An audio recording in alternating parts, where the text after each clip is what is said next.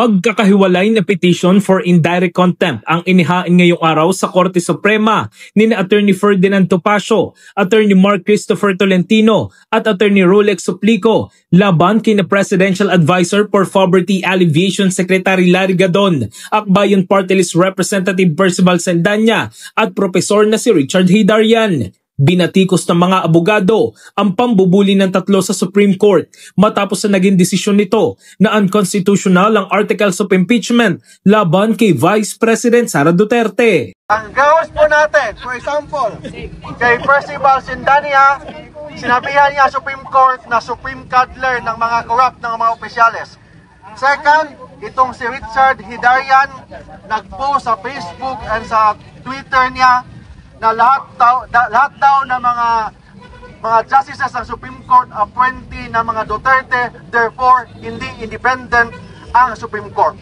Sa petisyon na inihain ni Attorney Topacio, inakusahan umano ni Gadon ng Korte Suprema ng pagiging politically aligned sa pamilya Duterte. Pinunterya rin umano nito si Chief Justice Alexander Gesmundo na tinawag pa niyang tuta ng mga Duterte. I was scandalized to be candid sapagkat bagamat meron tayong freedom of expression and sometimes I have also criticized some decisions of the court, there should be boundaries. Para sa mga petitioner, hindi ito isang simpleng komentaryo, kundi isang mapanirang pahayag na nagpapahiwatig umano ng kawalan ng kalayaan at pagkiling ng hukuman. Gano'n na pong masyadong vitriolic na at vituperative, masyadong maangas na at libelous na po yun hindi po natin maaaring palampasin. Matapos maghain ng petisyon, hinamon ni Gadon si Topacio ng isang one-on-one singing competition. Magaling daw na jazz singer si Topacio at nagpe-perform sila back-to-back noon. Yan si Attorney Ferdinand Topacio, kaibigan ko yan. Style niya talaga mag-ingay. Kasi kung hindi siya mag-iingay, wala siyang kliyente. Pero itong mga kliyente niya, mga biktima yan, akala magaling ang kanyang depensa dahil kasi maingay, pero lahat sila nakakulong. Hanggang ingay lang naman, di ba? Pero hanap buhay yan. Hindi bali na, pagbigyan na natin yung hanap buhay niya. Nag-iingay yan kasi ako sikat. Kaya tinitira niya ako para sumikat siya.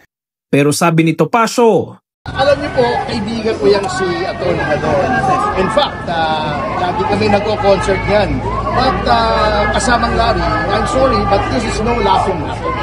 I am an officer of the court and as such, isang katungkulan ko na ipagtanggol ang karangalan at reputasyon ng ating kataas-taasang hukuman. So I'm sorry, I hope we can still be friends. Sa akin, this is nothing personal. Para naman kay Sendanya, ironic ang paghahain ng indirect contempt petition laban sa kanya. Kahalintulad daw nito ang ginagawa ng mga Duterte sa kanilang kritiko kung saan binibiktima umano sila ng legal harassment. Buo naman ang tiwala ng political analyst na si Hidarian na babaliwalain ng Korte Suprema ang inihaing petisyon laban sa kanya. Samantala, nakatakda ring sampahan ng indirect contempt ng Duterte Youth Party List si Kabataan Party List Representative Attorney Rene Co para sa kanyang pambabatikos sa Korte Suprema. Dapat kasuhan rin mismo si Rene Co ng Kabataan Party List. Bakit? Para doon sa mga hindi abogado, alam niyo na kailangan suportahan ng Korte Suprema kahit anong mangyari. Kaya abogado siya, nag-aral siya ng batas, she is an officer of the court. Tapos magko-comment siya ng ganun-ganun sa media, hindi ka tanggap-tanggap, kontsabahan at walang pananagutan. Baka pwede mo ikadisbar yun.